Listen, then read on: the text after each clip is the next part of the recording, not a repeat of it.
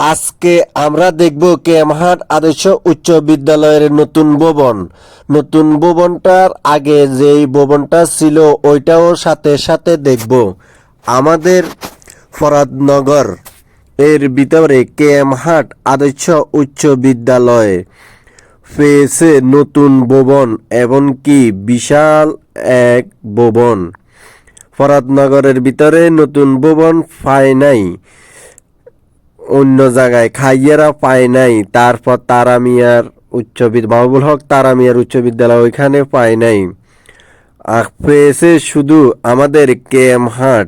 ভবনটিও বিশাল এক ভবন, 4 তলা ভবন। এই ভবন খুবই সৌন্দর্য, এমনকি খুবই আকর্ষণীয়, খুবই টেকসই, এমনকি খুবই দেখার মতো একটা ভবন। আমাদের পুরান যেই ভবন, ওই ভবনের পাশেই এই নতুন ভবন করেছে। দেখেন তো, এই ভবনটা দেখলে তাকিয়ে থাকার জন্য মন চাইবে। স্কুলের ছাত্র ছাত্রীরাও এই ভবনটা পেয়ে খুবই খুশি। তারা লেখাপড়া করার জন্য এরকম একটা পরিবেশ খুঁজছিল।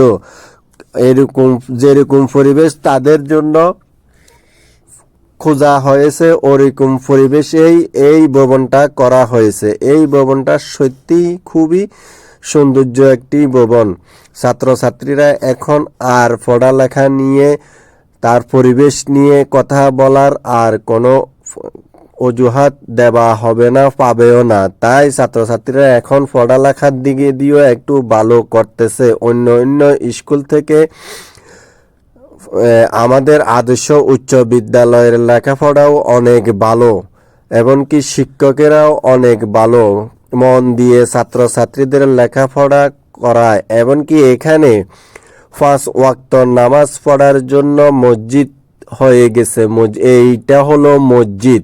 এই মসজিদে 5 ওয়াক্ত নামাজ পড়তে পারবে, যার যার ইচ্ছা মতো এসে নামাজ পড়লে পারেন। এখানে আপনার এই যে শহীদের রক্তের 21শে ফেব্রুয়ারির পালনের জন্য আপনার এটা হলো আমাদের পুরান ভবন।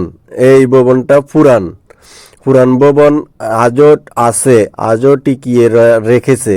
এই পুরান ভবনটা ছিল তার আগের ভবনটা ছিল আপনার টেনের ঘর, ওইটা আর নেই। ওইখানে এখন নতুন 4 তলা ভবন হয়ে গেছে। এমনকি স্কুলের মাঠ, যেই মাঠ ফুটবল খেলার জন্য বিশাল মাঠ, এখন তো ফুটবল খেলা নেই, উঠে গেছে। তবুও বিশাল মাঠটা এখনো পড়ে রয়েছে, কিন্তু টিকিট খেলা চলে।